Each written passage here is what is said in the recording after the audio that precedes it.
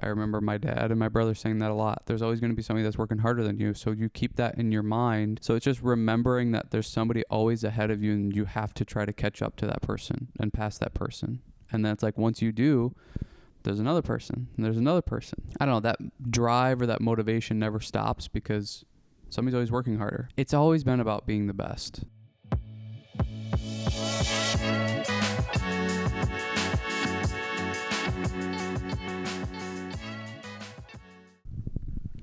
We're back. We're back. Here we are. When did you realize that nobody knows what they're talking about? You got to that way earlier than I did. I don't think I fully believe that as much as you do. Like, it's not that I don't think everybody doesn't know what they're talking about. It's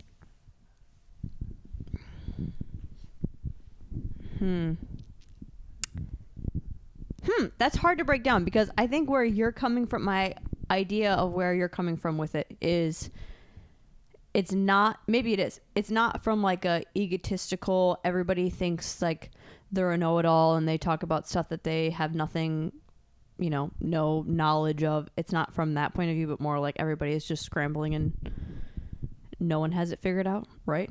That's what you're coming from? Yeah. It's like we're all trying, but nobody really knows. It's just like everything you start to learn or think about or figure out, and then the world's changing.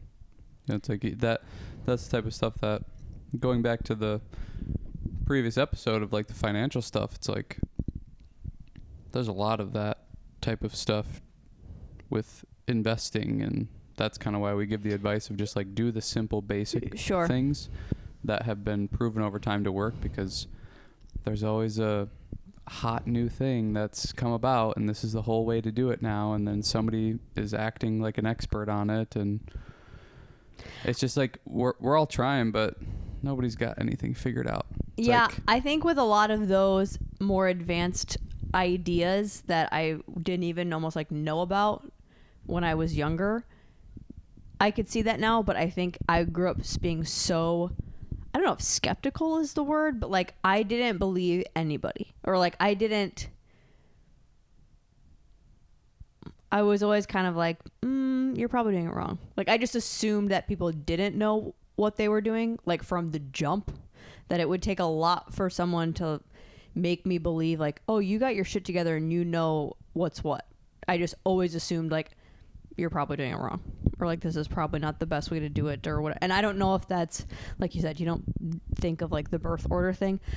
I don't know if that's older sibling, younger sibling, if you had a lot more people in front of you to kind of like analyze and pick apart and see what they did, that it's like, well, whatever I'm doing, that's it. Like that's the first thing that as an option. So I just assumed like it's just going to be me to kind of like figure it out. I'm not like looking to someone like, oh, that's how you do that. And then later on get the realization of, oh, they didn't know what they were doing. It's like I, from the jump, was like, oh, no one knows. Yeah, and that's just something that continues to grow stronger as I get older. It's like you get into new situations and you're like, oh, this is how like everybody probably feels, or pretty close to everybody. And it's like I thought they knew what they were doing. They had no clue. Like they were still figuring it out at this time. And then you get to the next stage, 5 years later, and you're like, oh, this is how old some people were at this time, and like they didn't know what they were doing either. You just keep getting older and you keep realizing over and over and over again, like, oh, this doesn't end. Like nobody really knows what's going on, and we're all just trying to make the right decisions and figure stuff out, but it's like nobody really knows. Nobody knows what the best solution is. I mean, that's why I think people are so obsessed with podcasts and stuff now. It's like, let me get more and more information so I can figure these things out. And it's like, well, even the people on the podcast are still trying to figure things out daily. And I don't know, I think it's one of those things too. It's like, if you can't admit that, then that's not the person I'd be listening to either. So it's like, we're all trying to move forward, but to act like you know everything about everything, or even just like your specific topic, it's just that kind of like humility in a way that it's like, come on, you don't know what's going on. Well, and that's kind of where that is more what I'm learning as I'm getting older. More of myself is calling myself out on those things of, again, going back to the being stubborn and needing to prove people wrong and, you know, whatever, that like very tough fuck you mindset. I think now I'm needing to like reverse some of those things as I'm getting older. Like, you're not fighting anybody anymore. You don't need to prove anything. So like, if you didn't believe that from the jump, like, no one's checking you anymore. It's like, it's okay to like not believe in that, or to not agree with that, or to not like live your life in that way, because like no one's holding you to anything, and no one probably ever did anyways. That's like, oh, it's okay to not know, or it's okay to be wrong, or it's okay to not, again, like the older sibling, the trailblazer thing, it's okay to not have it figured out. I always had this idea, like, you need to know all the answers to give them to others. To where now I'm like, why? Well, like, it's just not realistic. You can't. Yeah. Because that's also like, for who? Well, it's like even the people ahead of you don't have all the answers figured out. Yeah. I think that's somewhat too of just generally people probably feel like they got to have it figured out, and that they're maybe feeling behind or whatever. And it's like, nobody really has it figured out. Like, this person may have a bunch of money, but their emotional intelligence is little to none, and you're maybe way ahead in that area. It's kind of that thing of like, you're going to be much further ahead in some areas and behind in others, and just like you're trying to work on your weaknesses and maintain your strengths, and that's just like the battle of life all the time. But it's like, nobody really has it all figured out or perfect. We just watched the freaking documentary on Nickelodeon and stuff, and it's like, you see Amanda Bynes the first how many years, you're like, holy crap, she's got it figured out. She's mature for her age, and she's like able to be this like entertainer and is good at her job and all this kind of stuff. And all the other kids, like, she's a star, and all the other kids are like just a little bit behind her, but not as big of a star. And then you look at her now, it's like, yeah, she didn't have a bunch of stuff figured out, and she's unfortunately in a weird situation now. But it's like, even then, you look at people who look like they got it figured out, and then you cut to 10, 20 years later, it's like nobody ever does. That's a weird balance that, I don't know. I'm questioning myself more on as I get older. Again, going back to when I was younger, it was more just the stubborn approach of make yourself be right, believe that you're right, and like to stick with that. That I think as you get older, at least for me, I'm trying to find this balance of staying kind of like what we just said on the walk. Like, how many people just don't stick with it and still like not even give up, but they don't like hold out for themselves with things and with life and opportunities. It's like, what part of you needs to be, I'm sticking it out, I'm, you know, staying true to who I think I am and what I want to do and how I want my life to be, balancing that with like allowing for change and questioning, and like allowing yourself to learn and adapt and mature in other ways. It's that balancing act of still being able to do that without losing focus on like staying true to and I think there's the same like, path. Because we were talking too just about how we've been stubborn in a lot of different areas, and in some areas that stubbornness has worked out for us, and then in other areas it hasn't. That it's hard to know which ones to be stubborn about, but I think the ones that maybe you feel a little bit more emotionally attached to, like, I don't know, I would say be stubborn and push through that. And, you know, if it's like it's something where you're trying to become healthier in whatever way, and people are maybe telling you like, oh, you don't need to go work out that much, or you can eat that, it's just one meal, or like, you don't need to meditate every single day, or you don't need to do this all the time, and they're almost trying to bring you down in a weird way. And I don't even think it's so much that. Like, I think a lot of the times people have good intentions. They're trying to go like, hey, it's fine, you can calm down. Like, you don't have to worry about being super healthy all the time or doing this or doing that. They're trying to be supportive, I think. I don't think it's coming from like a jealousy or even that. I don't think it's that they're trying to bring you down, but I think there's a certain amount of stubbornness in that helps you and allow, like, it then helps you be persistent and get to the things that you're trying to get to. Because if you are like going and working out every day and you stay consistent with that and disciplined with that, and you are eating good and you are like doing the meditation stuff or just the stuff that you think is good and is helping, and you kind of don't break your own rules with that or your own discipline with that, that stubbornness can actually take you quite a long ways. But then you do have to have some like, okay, let's calm down a little bit. It's not good to be stubborn about everything, but I think things that are important to you, you kind of should be, because that's what's going to get you to where you want to go probably.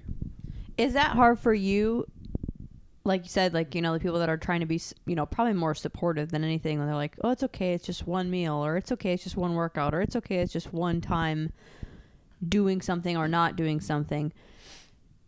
Does that stir you up in any way depending on who it is? Like, I guess immediately what came to my mind was like, you know, like if I would have to miss a day of dance for something, and people were like, it's okay, it's like, it's just one day, or it's like, you're fine, like you're not gonna like lose everything, or like you're not gonna like wither away with not having one workout or one day or whatever. That's like, that just flips a switch in me most of the time of like, you don't get it. Like, I now I can't trust what you're saying now. Like, I take it, my brain takes it so extreme right away of like, if you think that's okay and you're not just saying like, yeah, it sucks you're missing a workout, but let's move on. But like, it does, I get that it sucks, or I get that you're missing a day of dance or whatever. It's like, because you think it's no big deal, even though you're probably coming from a supportive, trying to make me feel better way, I like flip a switch. I think you're right. I think it does depend on the person. I mean, if it's somebody that also is like super stubborn about stuff or dedicated about stuff, and then you know that that's kind of part of their personality or just how they work, and they're saying that to you, you almost can take it with a little bit more, I don't know, you can take it with a little more ease, because you feel like they're on the same page as you as far as like trying to go after something or trying to be disciplined about something, and they're like, hey, don't worry, you know, it's like, they understand the goal so they can understand the path to get there and where it can waver or not waver. Because you've seen that they have the dedication as well in whatever thing it is. And I think if you see that, you kind of go, oh, we're alike and we're the same. And then they're the ones saying like, yeah, you missed one day, it's okay, don't worry about it.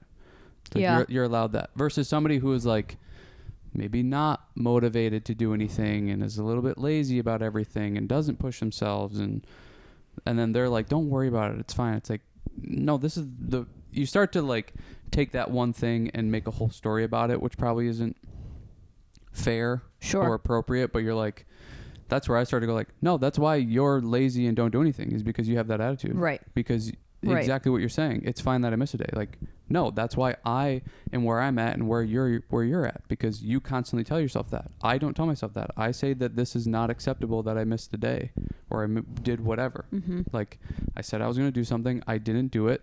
That's not okay. Now I need to correct this as quick as possible. To when it's somebody that's not of that mindset and doesn't approach life like that, I think it's hard to take what they say and be like, yeah, okay, that is right. But if it's somebody that does do that all the time and is super dedicated about whatever it is, and they're like, yeah, it's fine that you miss a day, like, let's just like move on, go tomorrow or correct it the next day and you're fine. You take, I think it's because I don't know if it's like you respect them more, or it's just we think alike and we operate the same, so you saying that is fine, but this other person that doesn't have any clue about this is saying this, like, you don't understand. So that your advice kind of irritates me. Yeah. It's just simply like, it's somebody who doesn't know what they're talking about and they're giving you advice about it. It's like, I don't care if you're trying to be supportive or not. You don't know what you're talking about. Well, yeah, it's like, what's your proof that it's okay? That's where I go. Like, yeah. How do you know? How do you know me missing this workout? How do you know me missing this whatever is okay? Yeah, this exactly. could be the turning point of it crashing and burning. Again, it's like being realistic. It's like, it's probably going to be, I think back in the day, you and I would get so crazy about that. Because And I think, I don't know, I still a little bit do. Like, that's not how I'm going to live. Yes. Like, sorry. No, it's not fine. But it's not as, I think, mind controlling. And maybe it's just because we figured out other ways to, like, it's okay, we will implement it in a certain way, or we're still getting, like, say, like, taking the workout example. If we, for some reason, towards, you know, the middle of the day, and we're just like, man, like, something is happening, or like we don't feel good, or blah blah blah, and we for some reason don't get to the workout, it's like, oh, that's okay. Like, we will still do our workouts, we will still get back into it, we will still like follow our program, to where before it was like that would be hours and hours of like being in pissy moods because we didn't go work out. Yeah, our recovery from like the attitude stuff is much better. Yeah. Yeah, I think that just comes with maturity. Yeah. I think it's just, we've been in that situation multiple times, and then I don't know, you also just start to, I think, get better and better at something that maybe wasn't so great that happened today. Like, you can't let that ruin your whole day, so you just work on and try to practice in whatever ways, you know, works for you, and you try to do that. But it's like, you can't let one thing that didn't go your way ruin the whole day, the whole week, or whatever. So you just, I don't know, you try, kind of like, I always try to take the advice of what they tell you in football, is it's like, you got to have a short memory. Something bad happens, like, you got to get it out and move on to the next play. Like, you being stuck in the past of what just happened is now going to affect what's coming up next, and you can't allow that to do it, because it's just going to snowball into a negative direction. It's going to get worse and worse. You got to cut that shit out immediately and move on, and like give your best for the next thing, whatever it is. And then you just start moving forward, and you're quicker to get back on your feet and keep going if you do that, rather than sit and sulk in it or let the last thing affect you. It's like, it's a waste of time. That's something I could get better at doing, is that like 24-hour rule. Maybe Yeah. not to that extreme. Like, it really didn't take me a day to sulk on something, but like that recovery time with that, I think I'm getting better at, whether, say, like taking it back to like the criticism for me, like, or if something upsets me, I'm getting quicker at like, is this even necessary to be feeling this extreme about it? So then, if not, like, get a reality and move on. Second, I guess, category would be, okay, take it in. Maybe it is. Now what? Like, how can you still show up in that way? But I think having that mindset of like, it's to make the next thing more successful. It's not to avoid what you're feeling. It's like, no, you have to still be able to perform at your highest level in 3 minutes, or whatever you're walking into next. Like, I think about work. Like, I have to be able to walk into the next class and give my 100%. I can't let the last class of them being horrible affect these next group of kids that are blank slates. Yeah. That I like when there's rules to it. I like when there's like a system, that I've been kind of just unconsciously trying to work on that, but I need to remember that like, we're on to the next play. Yeah, same for me. That's why I love the 24-hour rule. Again, like, they use that a lot in the pros, in football, and I'm sure they use it in all the other sports too. I follow football more than anything else, so I know that they really stress it in that sport of like, you have 24 hours to digest the entire game and what just happened, and you go over it, you review it, like, and I think this can apply to like yourself and your emotions and whatever. If something bad happened and you need time to process it or think about it or whatever, but it's like, you give yourself 24 hours to let whatever emotions come, and like, let them do whatever they want. If that's you crying and bursting into tears, if it's you like getting pissed and throwing shit, like, you let whatever happen, but 24 hours, like, you're done. It's over with. You're moving on now.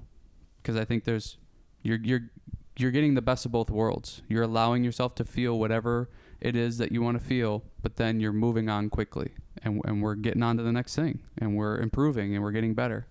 I think there's too much of the, again, I'm Mr. Harp on therapy, but there's too much of the like, just talking about all of the negative shit going on all the time. It's not a 24-hour rule. It's like, a month, 2 months, 3 years rule. You're just constantly talking about everything bad and everything that sucks, and there's no ever moving on. It's like in the past, we didn't give ourselves any time, but now we give ourselves way too much time. It's like, you got to move on. You got to, if you want to keep getting better or improve your life in whatever way, you can't continue to sulk in what's happened in the past. And that's why I like the 24-hour thing. It's like, I think it's a good enough amount of time. And it also is helping you practice like getting over shit quickly. Because if you're like, well, I'll give myself a week, it's like, that's too long. And you're going to go back and forth on feeling good, not feeling good. If it's a decision, well, maybe that you're depends on the make, problem, I guess. Well, it totally. There's extremes to it. You're like, I'm gonna divorce you. Yeah, It's yeah. Okay, 24 hours, I'll be good. Yeah. There's extremes to it, but I think generally speaking, it's, you know, your kid pissed you off and did something, or something happened at work, or, you know, you missed a workout or something. It's like, yeah, give yourself 24 hours to let whatever happen, but then, like, there needs to be a little bit more of the, okay, yeah, like, buckle up and move on. Mm-hmm. Like, what are we doing? Sulking and just being negative all the time.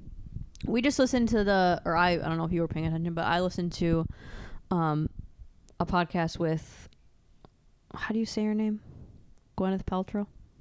Yeah, saying it quietly doesn't make you say it right. Or because I was like, in case I'm wrong, I don't want it to be super loud and confident. I love how everybody does that though. They can't remember what it's called, so they just say it a little quieter. Well, because almost like, maybe if I say it, it'll sound right or wrong. It's the first name, Gwyneth. Like, I don't look at her and go, your name's Gwyneth. Yeah, Gwyneth. I don't even remember what I was talking about. Oh, yeah. They were asking her, has she always kind of had that entrepreneurial spirit or mindset or like action towards things? And she brought up a good point that I was like, oh, that's kind of interesting. That she's like, her, you know, same brain that makes her an artist and a good actress is kind of, she's like, I think that's kind of one and the same. Like, if you have the tools and you have the mindset to make that life work, you in somewhat can translate it over to business easily. And I think that's how I would say I'm similarly with just that, this life in general of with dance was always so, you're not in school sports. You're doing it a little bit differently than the people around you. You have a little bit different schedule than your friends and their sports. You're going and doing different activities.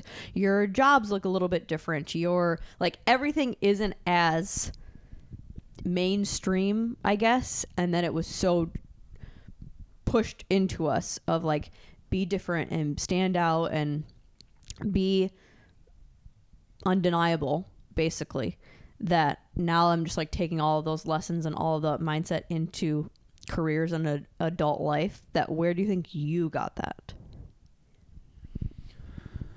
I like everything for me, like my whole life is just defined by wanting to be an NFL football player. And it's like, it's such a difficult thing to achieve, and it's the same things. Like, you have to be better than everybody else. Like, you can't just be the best player on the team. You have to be the best player on the field. Then you have to be the best player in the whole conference or the league. Like, it just becomes more and more and more. So there's just never a time to. It's that idea of like, there's somebody always working harder. Like, I remember my dad and my brother saying that a lot. There's always going to be somebody that's working harder than you. So you keep that in your mind. Moving on to anything else, that it's like, there's somebody that's doing the podcast better than us. They're doing it more. They're doing it more consistently. They're like editing it faster. Whatever. They're working harder and more and better on every single level.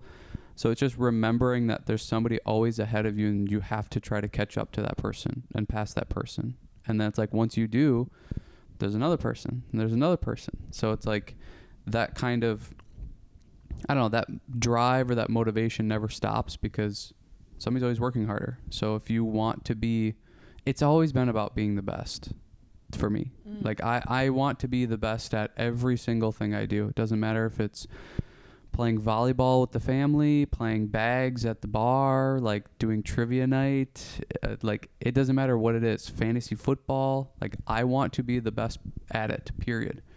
I want to be the best podcaster. I want to be the best person speaking and talking. Like, I want to sound the most clear and the most concise and get my words across the best. And that all came from wanting to be in the NFL. So it's like, it wasn't just about making it. It's like I wanted to be the Tom Brady or the whoever was the best at that time. It's just drilled in my head that in order to do that, you have to work harder and more than anybody else. So then do you think you're just using that and you're implementing that into just the way that your interests are lying as you get older? Because, like, why not do that and work a regular job and, like, be the best? Yeah, I think it does come to, like, what interests me. Because, like, it wouldn't be interesting for me to do, I don't know, regular 9 to 5 or something. Like, it is following the interests. And I think our generation, you know, somewhat lucky in that way, but also there's a negative side to it, too, of, like, we were told, like, follow your dreams and go after your passions and fight for that and all that kind of stuff. Now that comes with negatives too, because it's like you maybe don't even know what that is, and now like regular jobs get demonized and they don't seem as appealing. You start to believe or think that you have to do something extravagant when it's totally fine if you go and like be a plumber, someone who has a trade, or like go to college and get just like a normal job and be an accountant or whatever. But I think I've just continued to try to follow interests and then put that same idea of like somebody always working harder. So if you want to do like be good at this or be better at this, like you have to put the time and the effort. And it was something that I got results from. So I think there's also that where it's like, I know that this works. I applied this rule to myself at a young age, and it's like I was the best football player in the field. I was like breaking middle school records in track, you know, all the important shit. But it's like I was working harder and I was doing more and it was working. So it's like there's my proof. Now just apply that to things that are outside of sports, basically.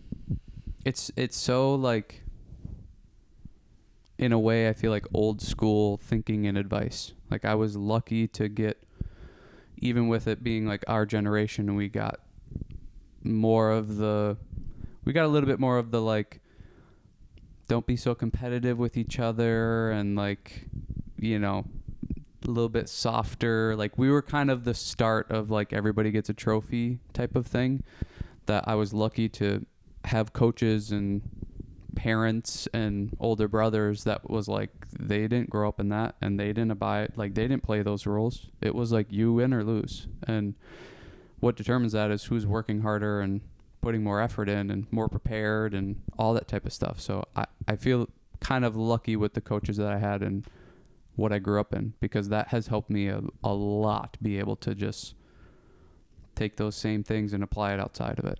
That's why I get so pissed about some of the stuff with like health and fitness and whatever. It's like, work harder. Like, what are we talking about? Like, you're spending more time talking and bitching about this than you are working. It's like, there's a reason why people are lifting more weight than you, or losing weight faster than you are, or healthier, or whatever. They can go for long walks. They can do this. They can do that. They have more money than you. Like, you're not working hard enough. That's the answer. You need to, but like they're making sacrifices that you're not. And that's a lot of the time what it comes down to. Well, and talk about a rebrand, like we talked about with the money and the budgeting. It's like, I think the word like sacrificing needs a rebrand, because that to me is just, you have discipline. You have discipline to know. It's like, yes, it is a sacrifice in a lot of ways, but the sacrifice, people I think see it, or how I would see that word is like, something is, you're not getting to do something to the fullest, or you're not getting to do something period, or something is needing to get taken away from you. Like, you're sacrificing spending certain money on certain things. You're sacrificing eating a certain way. You're like, it's less of a, it's not positive. You're putting in the discipline to get the freedom. Well, and I think there's different ways that this would work for different people. And I think that's what, like you said, it needs a rebrand, or I think it needs another option of how to say it, because I like that. I like the idea of I'm sacrificing something for this other thing. It gives me pride. It gives me honor to be able to, like, I'm doing the thing that nobody else is doing. Like, that motivates me to where I can understand that for some people, like, saying you're going to have to sacrifice this or that immediately turns them off. That finding a way to be able to say that and have it be more in a positive spin rather than a, like, kind of tough love type of attitude. Because I heard another thing too. I think it was on Chris Williamson. Somebody said something that he was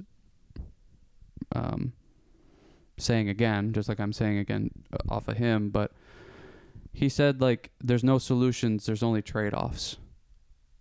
And I think there's a lot of truth in that too. And I think it's kind of the same thing with sacrifice. Like, you're trading something. If you're going to go to the gym for an hour and a half, that's an hour and a half of something that you're not doing, whether it's being at home and watching TV, or it's like being with your kids, or being with your significant, like, whatever, name the thing. It's a trade-off, and you're getting better or more of this thing and less of the other. And I think you start to prioritize or think about your life in that way. It's like, what things are you choosing to do over other things? Because that's a lot. I mean, fortunately, not to be negative, but that's a lot of what it is. It's like, what are you spending your time doing? If you're spending time sitting home watching TV for 6 hours a night, like, you're not working out, you're not getting healthier, you're not doing this, you're not whatever. And then if you have all these problems of anxiety, depression, whatever, not fulfillment of life, it's like, well, you watch TV for 6 hours a night. So maybe let's try other things. That's what I was going to say too when you brought up the everybody gets a trophy behavior, attitude, mindset shift that we're doing culturally. It's also it's a trick, because in some roundabout way, life also doesn't work that way. Like, we're not prepping people. If, like, the whole world was just going to become that easy and everybody just gets to do whatever they want to do, fine. But it's like, I even think of our, the dance industry, I guess. Like, sure, you can try to be as inclusive as possible, and you could try to make everybody feel good. You could try to celebrate everybody and, give them a moment to shine. Give them the center spot in the dance, or, like, everybody gets to be seen. But then when it comes to certain opportunities, or it comes to certain praises, or it comes to that kid is even just getting better, so then maybe the year down the line they get to be in a different group because they were actually still putting in work and getting effort. It's like that always, like, the cream always rises to the top. That person or that kid always gets, like, the best one always wins. So that kid that's getting the trophy or getting the participation award, like, they still are going to see so many times of losing, because the system still praises talent, success, winners. Well, and it should. I think that's the big problem, is it's not solving an issue, it's just masking it. And it's the kid that does always lose, or the kid that does always win, they know that they lost. They know that they didn't actually win the game, because it's like all the kids are keeping score, or you can just tell, like, I'm not doing as much as this person's doing. It's like, it's the same. It's the group project at school. There's some kids that are doing all the work and the other ones aren't doing any, and I was one of them not doing any of the work. So I know real well, like, you don't feel good about it. Like, sure, you get this grade, but there's no sense of accomplishment out of that. And I think there's a bigger issue that starts to happen too, is like, you're now decentivizing the kid who wins to try and work hard, because what are they winning? What are they achieving? I think there's this idea, like, you're going to raise everybody from the bottom up, but really you're just pushing everybody from the top down, and you're just making it all mediocre, whatever. And honestly, probably past mediocre. You're just making everybody work less, don't work as hard, because you're all going to get paid the same, or you're all going to achieve the same thing whether you win or lose. that now you're just decentivizing people to put in any effort. And then that, I mean, you start to expand that out over time. It's like we don't get into the situation where we are now, where we have all this crazy technology and there's companies that continue to push the pace because they have to keep up with the competition or have to stay ahead of the competition. It now turns into like, well, why would I work any harder if like so-and-so gets paid this amount, and even if I do twice the amount of work and I'm twice as efficient, I'm still going to get paid just as much as them, or my hard work isn't going to be seen. So why would I do anything more? And it's like all the companies in the world, that's what's, again, to reference the book that I'm reading, like he really praises capitalism in it because like it's competition, and that's what rises us to become more and more profitable. It becomes, we get these great companies like Apple or Coca-Cola or Amazon, is because they're doing more work and better work and more efficient than everybody else. If we now suppress all that and make everybody equal and even in the same, there's no incentive to get any better ever. Why would we? We all get paid the same, then we all don't it doesn't matter whether you work a lot, a little hard or not. Like there's no reason to try. The only people that have a reason to try are the people who have integrity. It's like, that's not productive. I think there's a reason why we dominate in the Olympics. We dominate on like a social and like profitable scale. It's because we have this healthy competition in all aspects of our life. We start to just suppress all that. It's like all that stuff just becomes less and less and less. It's like you don't get Apple products. You don't get, crazy TVs that can log you in on their own. You have Face ID, all this kind of shit. Like it all just slows down. Like this AI race. There's a ginormous AI race going on right now. If there was no incentive to be the first one to get that done, or to like put a newer AI out and more stuff out, we wouldn't be caring about it, or like nobody would care about AI. But it's because there's such a competition to be the first one and to get to the next thing, that's why it's going to be moving so fast. It's like you take that out of the race or out of the question, it's like we don't get all this cool stuff. We don't get this life that we have now. And that starts at the youngest of ages, with everybody gets a trophy. Yeah. Well, and that's one thing too, like I maybe should get back to even more.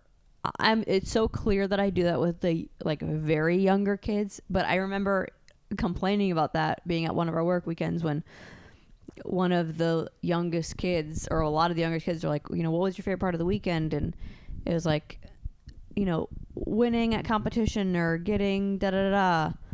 And at first I was like, oh, that sucks. Like you're only caring about that and not like learning new stuff, or you got to go on stage and perform. But it is like kind of getting back to that of that. I see it as like you're so worried about something kind of meaningless in a way to you though. But and I guess like in my head, how I always saw that world was like competition's like, it's not, but because I just cared about like the experience and getting basically exposure, that the award, it's like what's real, what's not, I don't know. But it's like, but that's still, to that kid, it could be a result of every week going to practice, and this could be their first dance that they've ever competed, and they feel really proud of it, and the fact that they actually got a good score on it shows all the time and dedication that they put into it, and listening to their teacher and doing all the corrections that resulted in a success, or a profit in a way with that I should rethink that. But yeah, it's like even something as silly as like when I do it at my classes of, no, you are not good today, like you don't get a sticker. Like to a 2-year-old or 3-year-old, that is the highest currency. That's like, no, you don't get a sticker just because you showed up today. Right. Yeah. Especially as we get along in the year. It's like, if this is your first time and that was actually big for you to stay the whole entire class, like that is something to celebrate. But like No, just because you were here and you were a brat. No, I'm not rewarding you for that. Yeah. And that person, and I'm going to go in order of who did the best today.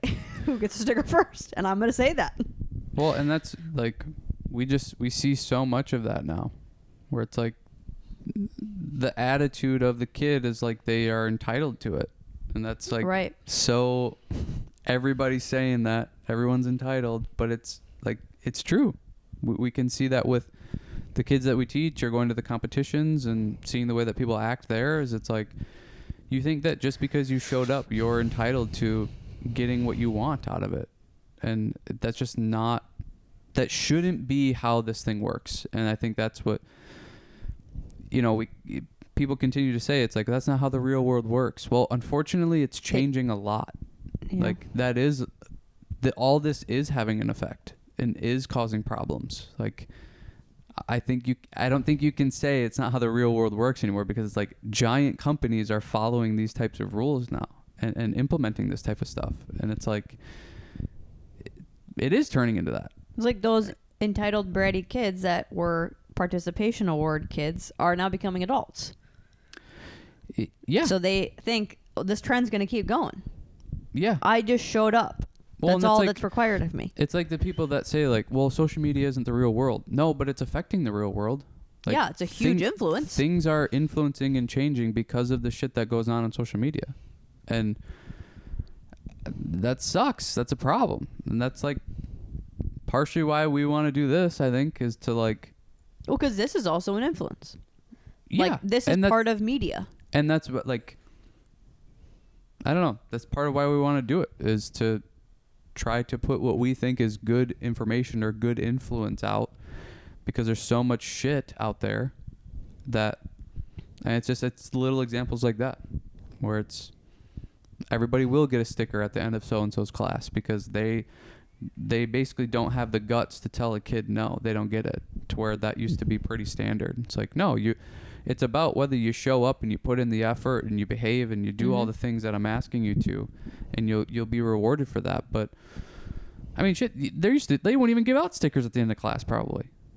No. It's like, now we gotta this give is a the fun. frickin', Like, this is fun for you. Yeah. You shouldn't need a reward for doing the fun thing. And that's the other thing. It's like, we don't need a reward for every damn thing we do. It's crazy. No, this was a whole 45 minutes of a blast. Yeah, and even if it wasn't, it's like the amount, I went and worked out for an hour, so I'm going to reward myself and get a fucking frappe on the way home. It's like, can you just do something for the good of what it is? Mm-hmm. You don't need a frickin' reward for everything. That's where I get so pissed off, because I'm like, grow up. This is crazy. Like, this is what children do. And even then, children didn't used to do this. Yeah. Like you said, the fun was getting to go to dance. Like, right. How lucky am I? Now it's like, I'm only lucky if I get a sticker at the end of it. Like, do you realize how freaking fortunate you are that you get to go to a dance? Well, and that's taking away your ability for your brain to function what a reward is. Like, again, I go back to the sticker thing. Or, any kid in class. What happened the other day when I had two of my students do something in front of everybody else because their work ethic was awesome. It has been awesome. They're putting in the extra effort. They're doing what I'm talking about and being a great example. And it's not just me harping on it. It's like an actual visual, something that the other kids can see. And the reaction that the other kids had about like, well, what? Like, why would they get recognized but not me? It's like, well, because you are not doing this. And like, they couldn't let it go, and they couldn't wrap their head around it of like, there's a reality that they are not like you said, like, just entitled to be able to do it because they're just showing up and being around. It's like, no, they're putting an effort, and I'm going to reward them for that, and I want you to feel bad about that.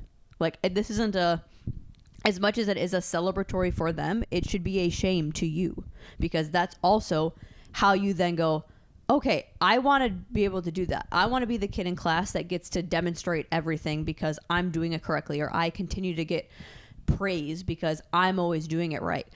That should turn on a different switch in your mind of I need to work harder, I need to pay attention more, I need to put in the effort, or I need to analyze what they're doing because I'm clearly not doing something because the result is not the same. So then when that kid gets to that point and then gets to show everybody in class and demonstrate and get to be that example, they now can get that extreme experience of reward, and you put in work, you got something from it. If you take away that initial slam, like everything is just kind of medium all the time, or the kid with the sticker. It's like you were awesome in class and you were not awesome in class and you both got a sticker. What makes that kid feel any sort of reward or accomplishment of like, yeah, I actually listened the whole time. I did everything that she told me to do. I paid attention. I was acting great, even though I resisted all my urges to run around the room like that chick did. It's like, but we all got the same thing.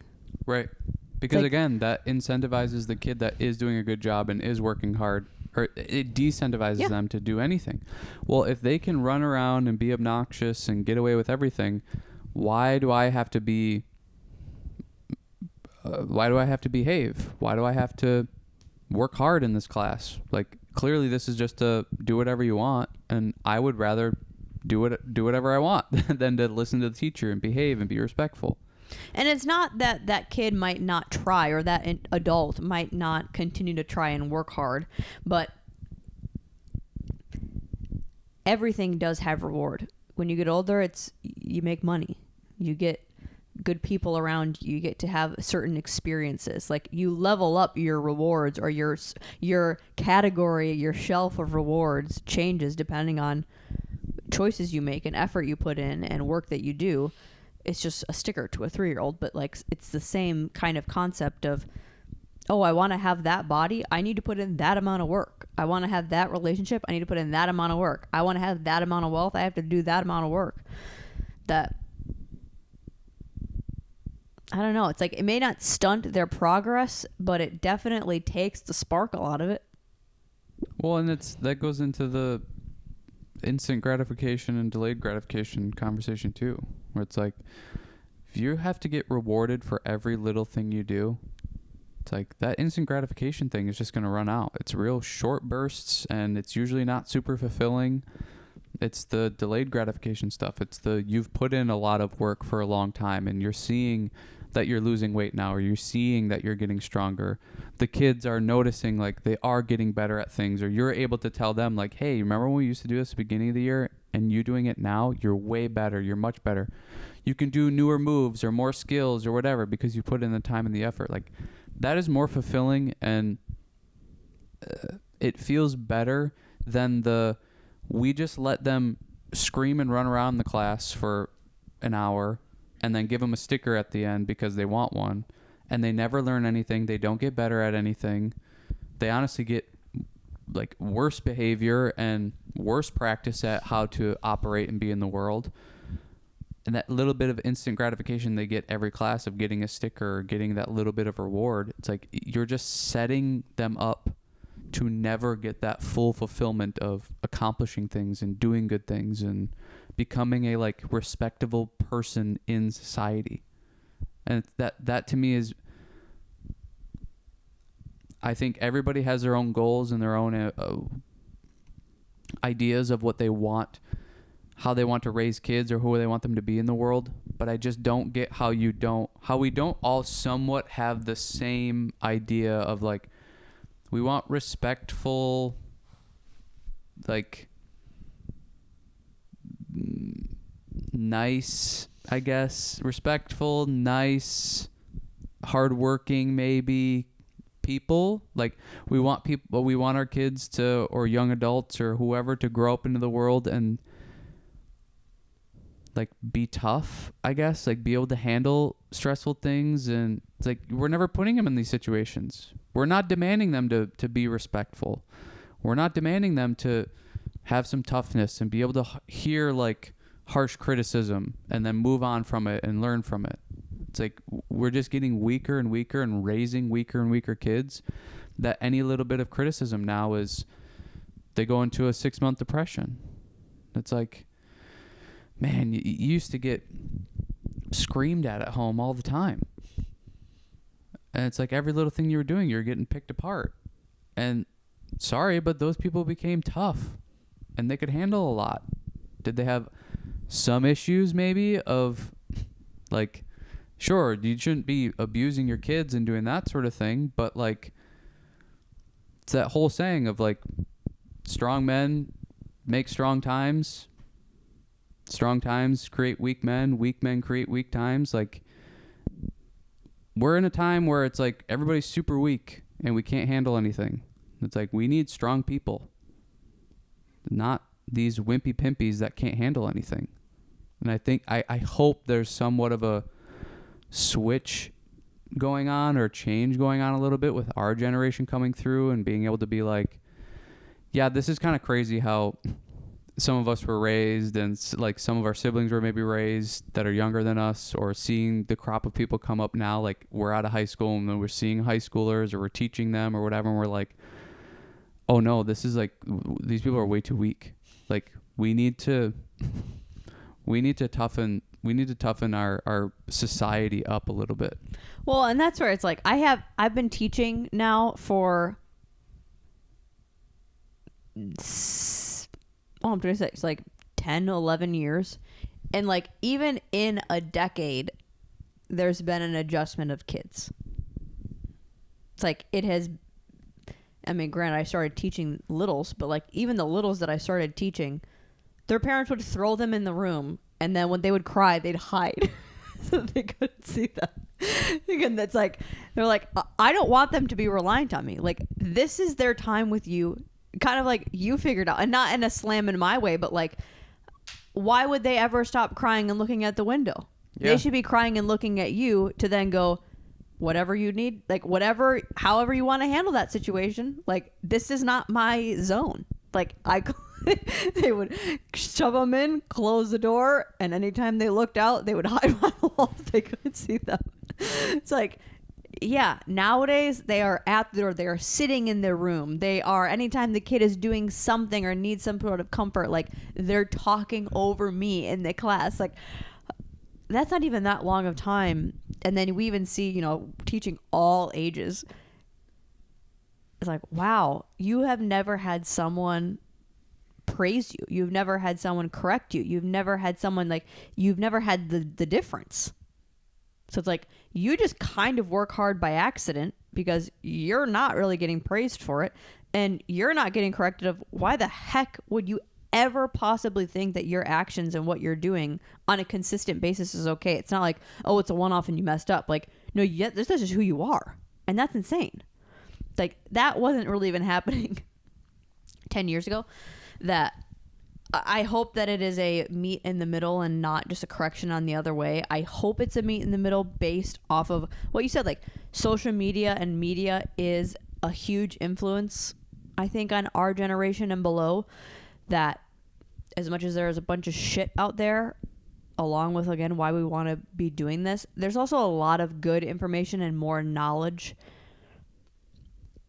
You know, it's like you take even some of the major podcasts that a lot of people listen to. It's like the guests that they have on there and the topics that they're talking about is how to be healthy, how to have your brain be healthy, how to develop good habits. Like, we're learning a lot more about our psychology and like how our body and brain works and how we develop, that I'm hoping that we transfer that over into how we're raising kids.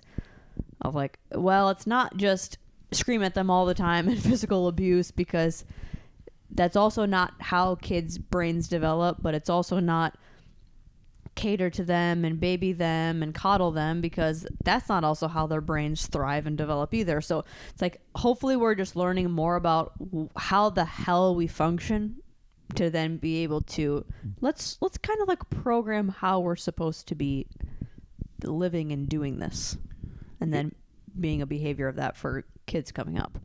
Yeah. And that's what's hard to know, because you look at, you know, a lot of the podcasts that we listen to or watch, and you maybe look at the viewer count, you see a lot of people are watching it, but it's hard to know, like, are we just in our own little, like, zeitgeist of people. Yeah, like only we listen to them or watch them or whatever, but I think exactly what you're saying of I don't know. We don't have like some niche people that's like 35 views. well, true, like, but then when you go like there's like 360 million people in the country. It's like, well, yeah. there's not even close to those numbers on, Yeah. the people that we watch, but yeah, I think like you said, it used to be you're just screaming at your kid all the time. You're maybe putting hands on them, and that's not good. But then we pendulum swing all the way the other way to where it's like now we coddle and it's just like it's just a reaction to what was happening before. Of this is horrible. We shouldn't do this. Now we're going to go completely the other way, and we're never going to discipline our kid. We're never going to say they do anything wrong or anything bad, and then we see the consequences of that. This is where I was saying I don't know if it's just because we listen to certain people or whatever, but it seems like people are going to a more scientific based and backed approach of how we should do stuff. It's not this like, well, my dad used to do this, so I'm going to do it. Or my dad used to do this, so I'm going to do the complete opposite. It's like, no, what does the research actually say that you should do?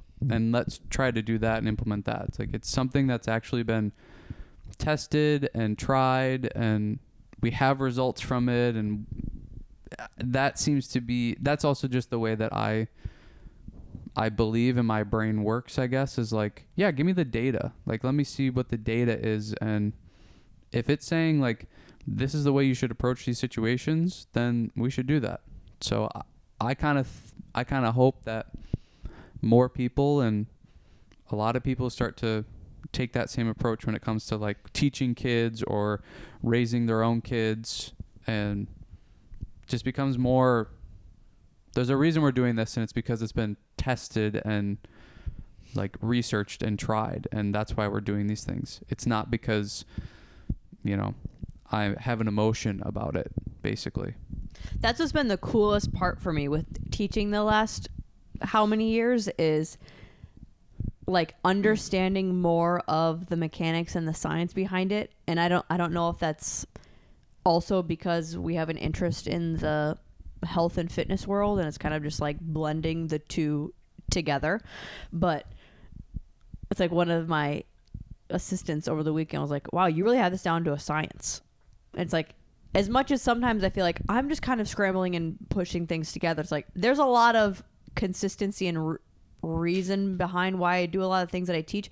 And even with our like the medium age kid class, and like figuring out their motivations, figuring out what's happening to them developmentally, so then we understand like, oh, this is something that might trigger them a little bit more because they are 8 to 10 versus a 3-year-old wouldn't give a shit about that or whatever. Like, I'm using that information so much more within my teaching that I'm seeing such quicker results, and like seeing it in real time, practicing it. I'm like, oh wow, that has worked the last 5 weeks in a row because I'm implementing this tool, or I'm noticing that, well, the 2 and 3-year-olds, they learn a little bit better when they move around. So I'm going to constantly have them move around, like, and the class goes so much smoother. They're paying attention more. They're staying engaged longer. It's like, that seems like a very simple switch just because I know a little bit more of how their brains function.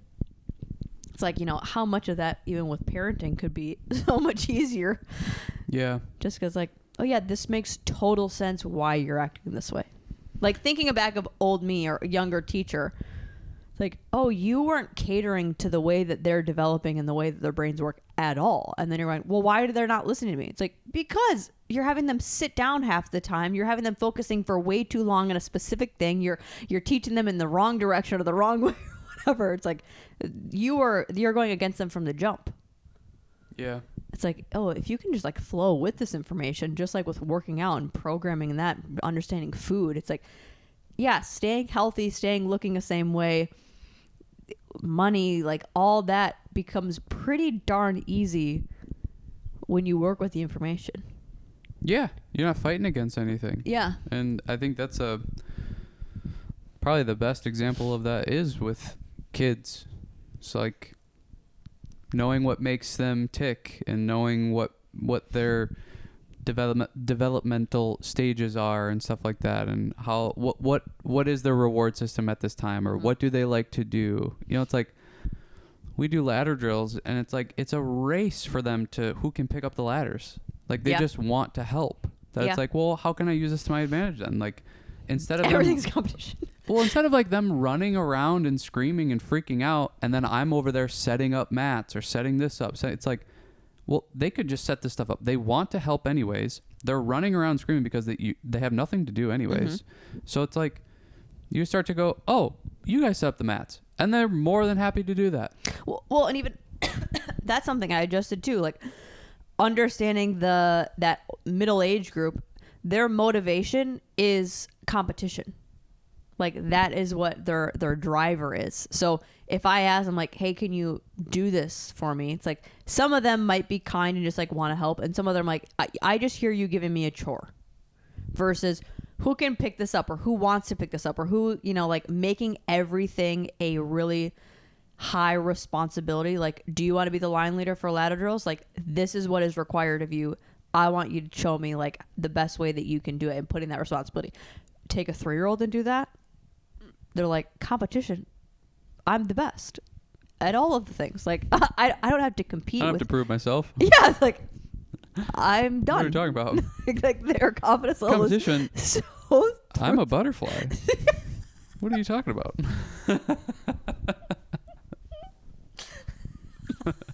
Butterfly. And you can't tell me that that's not the best age to teach. Are you kidding me? When I could tell a group of 23-year-olds like, we're going to be a butterfly today. And they're like, you're the best.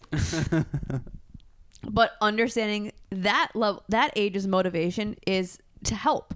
Like they want to be the helper. They want to prove themselves. Like that is what brings them joy from their brain. Like it's not just like, oh yeah, I've noticed a lot of younger kids like to help. Like I don't remember right now, but the part of their brain that is really starting to develop, because that's also connected to their motor skills, is what is like the helper purpose drive, like being somewhat of we have a value here. We're not just like blobs that you need to take care of. Like, I don't know. They want to try to show their value more, but they really want to help.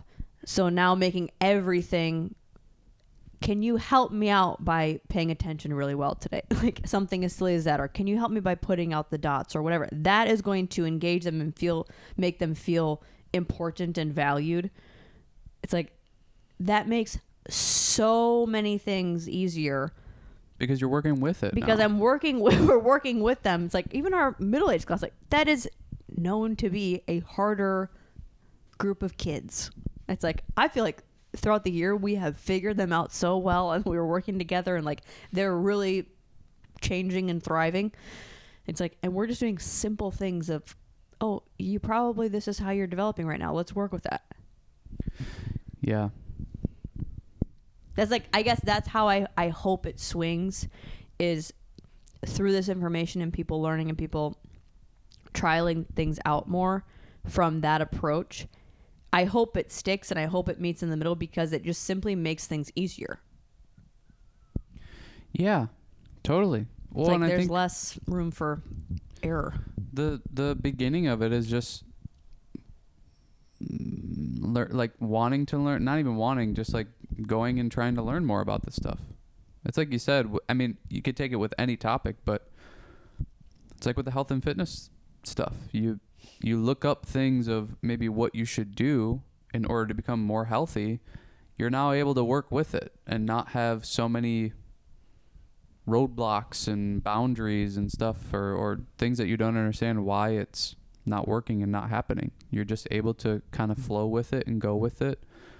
And I think we've made it, the health and fitness industry has made it way too complicated to where it's like, you need to reverse diet and you need to do this and you need to only do HIIT training for 2 weeks and then you need to go to a cardio based exercise program and then back to weights and then up over here. And then it's like, now it's consistency and doing the same thing. And like just doing what you should be doing, basically.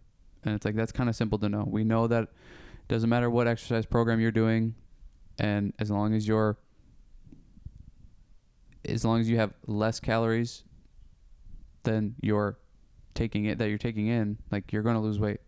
Just do that consistently. But we have to make it super complicated. And it's the same in every field, same in everything. It's like, the more information that you have abundant and able to learn, the more paralysis of analysis that starts to happen. And it's like, usually a lot of the time it just comes back to keep it simple and be consistent. And that's what I think we lack more than anything nowadays, is just consistency. The discipline of consistency. We're so stimulus and dopamine driven, and it's like short burst, that if things aren't working immediately, we move on and we try something else. And it's like, it's just not how things work. Good things take time.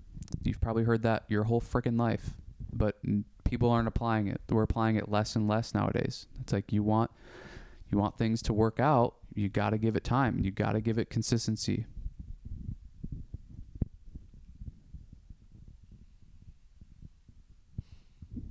Including with kids. I mean, like our classes have gotten better more recently, I would say. Like, I think they've been getting better and better over the year for sure, but it's kind of that like J curve. It seems like it's like getting a little bit better, then all of a sudden it's just starting to shoot up. And I think we're kind of in that shoot up phase because we've been consistent. We've taken a lot of time now to just be what we think it should be. And it's now like the payoff is really starting to come in now. Like, those kids are so much better than they were at the beginning of the year, and like, it makes our job easier then. Yeah, well, and that's kind of what I was pausing. It's like I also feel like the problem with consistency nowadays, and I think it's kind of correlated with the instant gratification thing. And like you said, maybe that's because we're dopamine wired and we're searching for that next hit, that we're trying to like always up the ante. That like, when I have conversations about consistency, whether it's with your career or health or that kind of stuff, relationships, like, their idea of consistency is so short. Yeah. That's like, it's like, oh, for like 3 weeks. Right. Or like, oh, No. Like, my relationship is not, this, and this. Like, this is your first fight. Or like, you've already, like you said, like, this is 3 months in. Like, it's going to get so much worse. Probably. Like, why do you think you deserve and have earned and have worked for and have built up the effort to get the good relationship? Why do you think you have built up the value in your job or your career? Why do you think you've worked up the stamina to be able to go every single day to the gym and get that body and get that health and get that feeling? It's like, you haven't done anything with it. Yeah. Because you look at the people that maybe do have those things that you want. It's like, they've probably put in a lot more time and effort than you have. But you want it right now because you can see it in front of you. It's like, well, you haven't taken the time. You haven't paid your dues. And that's what, like, they said that on one of the podcasts today too, that a lot of people, I don't think, when they talk about their success story, they don't go into detail a lot about their come up with that. It's like, we only praise them for where they're at right now. And they're like, yeah, and I used to, be broke and dead. It's like, no, talk about, like, you were broke for 10 years. You didn't have money for 10 years. You didn't have, like, there were many months where you're like questioning things, or what was your things that made you venture outside of, the goal and the aim for this? Like, what kind of steered you? What pulled you and affected your path? That I think now we just see a lot of those, and actually in reality of quick successes, whether it's with career and money because of social media, or it's like, I don't know, these fake praises with people showing off their kids for doing certain things, or your own self for doing certain things, that, like, I do feel like our understanding of consistency has been kind of warped. Yeah, totally. Well, and I think there's also there's so much that's manufactured too, you know, when it comes to the social media stuff, that's like you can't take everything super seriously, because like it could be bought and paid for, if you will. And like you're saying with the consistency thing, like we say consistency, but it yeah, I think people generally think like that they have an idea of how long that is, or how like yeah, they have an idea of what that is, and it's like, no, it's much longer than that. It's like what we've talked about with our relationship. Even we've been together for 7 years, and it was like the first 4 weren't great. The 5th year was a little bit better, and then like 6 and 7 have been, again, it's that J curve kind of thing. Like 6 and 7 have been really amazing, but again, what you were just talking about, the first 4 years aren't talked about at all. Like, right. It's all about 6 and 7. And it's just like, oh, take the time and be consistent and you'll get to where you want to be. It's like the first 4 years sucked. I mean, it was horrible. Yeah. It's like you're waking up every other day going like, is this worth it? Yep. Like, should we continue to do this? And then it's like, and because we're both stubborn and we both had this belief and this idea of be consistent and like be disciplined and be like work hard, we can get there, we can do it. They took 4 years of doing that to get to this point. Mm-hmm. And some people don't think that that's worth it maybe, but I don't know. To me, it's like I'd rather do that for 4 years and somewhat have the guarantee, or more of a guarantee, that this is going to work out and we're both going to be really happy with where we're at in our relationship, rather than let's cut it all down and try again with somebody else and hopefully it happens in 2. And then you keep playing that same Mm-hmm. scenario over again. And it's the same thing that happens with trying to become healthier. Like they do things for a year and then they're like, well, this isn't really working as well as I want to. I'll just try something else. Or they maybe just slowly peter out. It's like things take a while, and you just have to keep going. The consistency thing is not just I did it for a year, it didn't work, whatever. It's like what we talked about in the last podcast of investing. If you only invested for a year, yeah, it wouldn't be worth it. The idea is to invest for 20, 30, 40, as many years as you possibly can. If you have that same sort of idea when it comes to health, when it comes to relationships, when it comes to your work, like that's where you become successful. I'm going to be consistent with these things for 20 years. And honestly, that's the investing analogy is great for all of these, because again, with a compounding interest of all of that. You're right. Like you work out for, well, I guess just take me. Like I started working out more seriously senior year of high school. So what was that, like 8 years ago we talked about it today? I have to put in so much less work now on my health to maintain what I want, or to get to a different level if I need to switch things up, than I had to from the jump. And it's because I have put in physical time and effort, because I put in mental time and effort of learning about this. So there's less trial and error. If I want to adjust something, I know what to do and I know what's going to work or how I need to do it. That same thing with the relationships. How many of those, like they said it on Rick's podcast, and I'm like, oh my gosh, yes, this is so much with so many things. You have those initial tiffs with that person, but then it's like once you kind of talk about it and get so many times of practicing that same, little fight, that 100th time that it happens, and then every time after that, it's either not going to happen because you've learned that person so well, or you figured out how you drive with each other so that it's not this big blow every time. It's like, yeah, the things that were happening in our relationship were probably not that dramatic, and we see like every other day, it's like, was this worth it? It's like because we had so many of those little things that we were figuring out. Yeah. And you have that with your job, you have that with your health, you have that with your kids. Like everything is a bunch of these little things in the beginning, and testing your will and testing your drive and testing your discipline with all of these things. But again, like you said, it's the J curve, it's the compounding interest.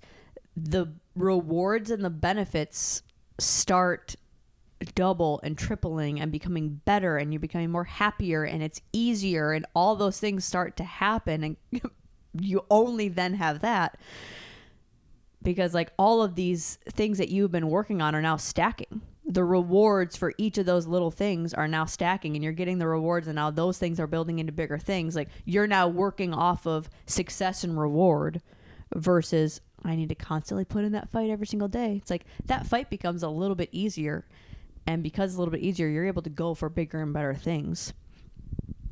That I don't know, that consistency aspect of it. I don't know, maybe that just needs to be romanticized more.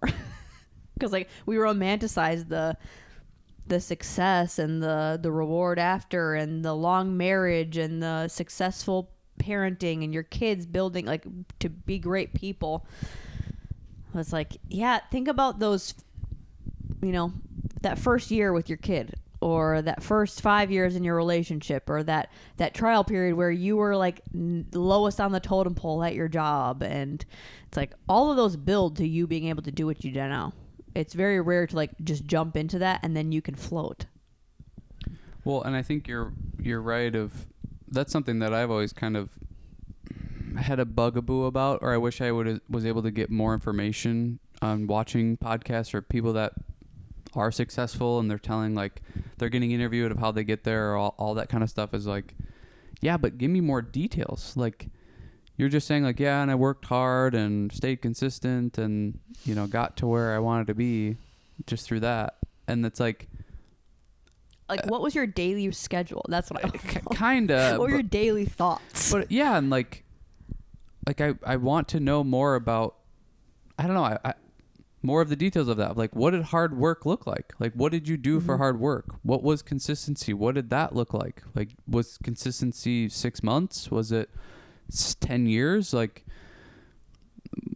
what were those things? And I feel like the more that we see other people or are able to hear about other people doing stuff and hear about their story and stuff, is it's those same themes always come up of like, they've been doing this for 10 years and they've been doing it in the dark kind of thing. And they've taken a bunch of opportunities. They always worked hard, and I don't know, they just were persistent and kept going. And you hear the same stories over and over and over again. And then you also hear the same story of like them going like, yeah, it's amazing now, but man, it was so nice back then. Like it was so carefree and so loose and whatever. And it's like, okay, so how can I maximize both of those things? Like it's loose and carefree right now. Like this isn't a job to us, the podcast thing. This isn't a big career or anything like that. Like, so how can we enjoy what this is right now of sitting in our living room with, you know, 2 lights, 2 phones for cameras, and like jank ass setup and enjoy that and love that because of how simple it is, to potentially cut 10 years forward and it's like this big ass production and it's a lot of work and it's taking like over our lives. People are listening. Yeah, exactly. It's like we have like 20 people that listen to this. We could say whatever the hell we want. Yeah. And it's not going to matter. Yeah. To where like, you know, and I think you have to have both points of view. You have to go like, yeah, it's only 20 people. Who cares what we say? But then you have to go like, yeah, but those 20 people are listening. And it's like, you want to give the best that you can give to those 20 people. Oh, yeah. Yeah. But now you've cut to 10 years later and maybe it's a lot more than that. And the responsibility of what you're saying becomes more and heavier. And so it's like, I guess that's where more I'm coming. Like, no one's listening now. So put in the reps of, let's figure this shit out. Like, we maybe have some jank couple of years of like, we talked so dumb. Why do we talk like that? Or why do we like have that format? Or why do we talk about this topics or whatever? Like, this gives us time to figure it out and put in the effort without there being pressured to like be on all the time. But it's funny how whether you're in the position that we are, of we romanticize the future of what that could look like and how successful this could be, or whatever it is that we're wanting and talking about, and it's same for everybody else. But then the people that are at those points, they romanticize all the time before of how fun it was to like go to the crazy dungeon gym and work out and with your headphones on and in silence and nobody's around, to now they own a gym and they're a big fitness influencer and they work out and everybody's always taking pictures of them and blah blah blah. It's like, that person romanticized that image of that's what they wanted, was to be known and have this gym and be an influencer. And now they romanticize like, oh, I wish I was just like in my dungeon gym again and by myself and, you know, tucked away. It's like, how do you just sit and enjoy both of those things? And I think it's just through this type of recognizing it, like you want to just be aware that the people that get to these points always say this, and the people that like, that's where I'm at right now. And along the way, there might be more that comes my way and whatever. And how do I just at every step of the way continue to enjoy it and be fulfilled and like romanticize what's happening now and in the past and in the future. And but to somehow circle back, it's like there's there's always the same themes. It's work hard, consistency, ignore everybody else, like don't let other people influence you what you say, and just like keep going. That's what the Data White saying, like, and this type of stuff either motivates you or it doesn't, but it's like he's like, I know every day I wake up it's gonna be a fucking battle.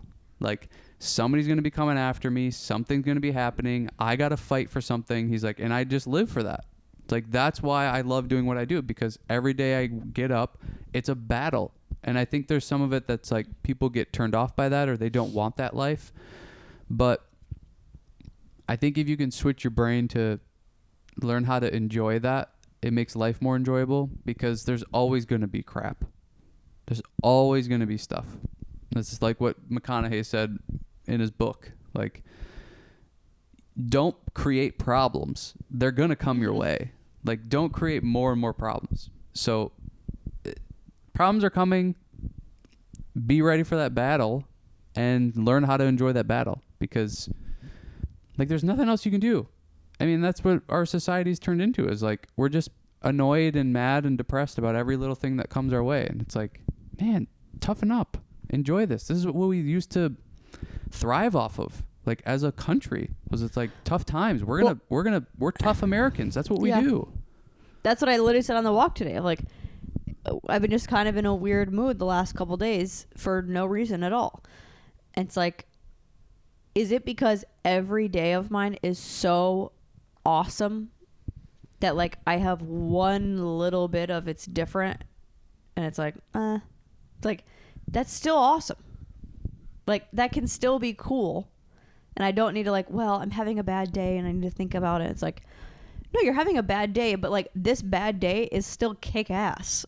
Like, be pumped that like this is your reality and you have built this and you have worked for this, or you even just like you're lucky to have this. Like, experience that, and then continue to find ways of sharpening that tool. Like, okay, even in this reality, I still have wacky days. So what do I need to go back to? What are my consistent things? What are my through lines? What are my staples that I thrive in? What do I need to go back to okay, I may have a shitty day, but like I'm still going to work out. I'm still going to cook my food. I'm still going to like prioritize my health. I'm still going to work. I'm still going to do all that. I'm still going to show up for you in the way that is appropriate. Like, that is still okay. There's my consistency. It's like the ebbs and flows of life can happen. Life is dealing me a funky day for some reason, but the through line stays the same, and the toughness can still be there, and the willingness to try, show up, put in effort every day. Well, and I touched on this before in a previous episode too, where it's like so much of it is just based on belief and perception. And it's like there's so many placebo studies that the placebo part works. And like what the one about the guy learning that if you believe in God, you're more likely to continue with your sobriety. And it's like, it's simply just based off of belief. And it's simply based off of a perception. Like, if I believe this, I will be more successful in my sobriety. And it's like, even though it's hard and you probably can't do it every single day, if you just, whatever the thing that it is that you want, if you just start to believe that and start to be consistent with that belief and doing your best to do that. And like, if you're just a kind of a Debbie Downer and you view life in a negative way and your perception of a lot of things is kind of crappy, just starting to change that. Kind of like the health thing. Like, how many people are so stuck, and I think I said this before too, freaking broken record, but so many people don't believe that they can lose the weight. They've tried multiple times, it's not working, so they start to create this perception that they can't do it. It's like, you need to just start believing that you can do it, and do that while you're trying to work out, while you're trying to eat healthy. And every day that those emotions start to come up, like, just telling yourself, no, I believe I can do this. Well, and there's something to that of whether it's not even just, okay, the belief and then it starts happening. It's, if you believe in that, you will probably start doing actions in that direction. It's like we talked about that in the money episode. Like, why not? Why not me? Why can't I have wealth? Why can't I build wealth? Why can't I be rich? It's like, why not? I believe that is going to happen for me. So I'm going to then consciously or unconsciously start doing actions that will build to that. Or if I, want to look this way or lose weight, if I believe that I can, I'm going to start putting an effort that will be in towards that. Versus like, that's just not for me, I can't do it. It's like, you're definitely not going to do anything about it then. Why would your brain allow you to then go to the gym? Why would your brain make you choose the healthier option? Because, like, what's the point then? Yeah. There's no direction and no point, because if you know that you can't, that's a waste of an action. Yeah. Yeah, totally. And there's another one of those things that you always hear people say that get to a successful point and they're getting interviewed or they're talking for some reason, they got an award, whatever it is.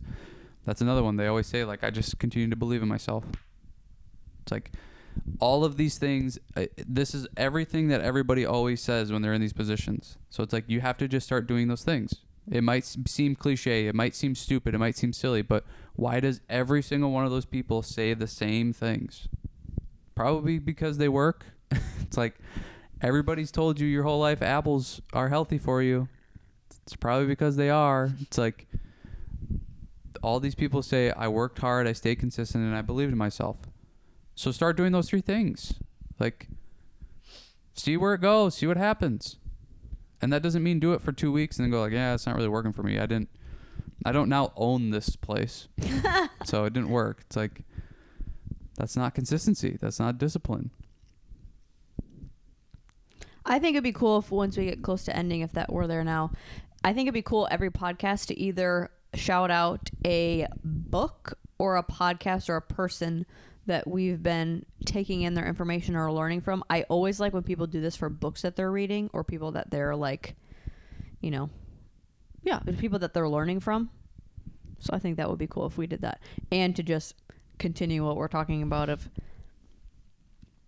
promoting good information or promoting positive ways of living. Like, maybe this is just another way of, maybe you've never heard of this person and you could start following them or watching their videos or listening to them or reading their books. And then I wouldn't say like, let's throw everybody that we watch or listen to or read, but maybe just like one episode. Yeah. Okay, we're there. What do you got?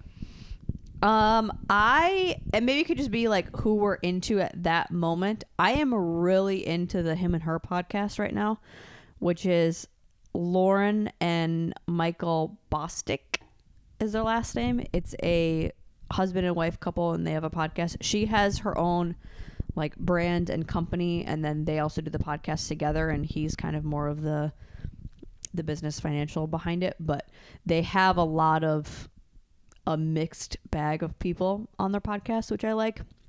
A lot of them are all how to enhance your life, how to be smarter with things, how to level up in a way, whether that's with nutrition or it's your money or it's your way of life or relationships. Like, they always have people that are kind of a little bit more forward thinking, and also showcase a lot of really cool companies that could maybe help your life in a way, which I think is awesome, because it's also like, I've not heard of that supplement or what that is about, and they have a whole interview on it. And so that would be my shout out, would be the Him and Her podcast. I think the if you look them up on YouTube, it's the Skinny Confidential is their channel. Gotcha. All right. Cool. Who's yours? We just gotta do one an episode. No, one each an episode. No, we'll run through them too quick. I don't think we will, but okay. Yeah. You gotta keep the people on their toes. I know, but I think that'd be cool to, like, each of us have our own... Because I don't think we were on it, but okay, one an episode. So pissed. See you later.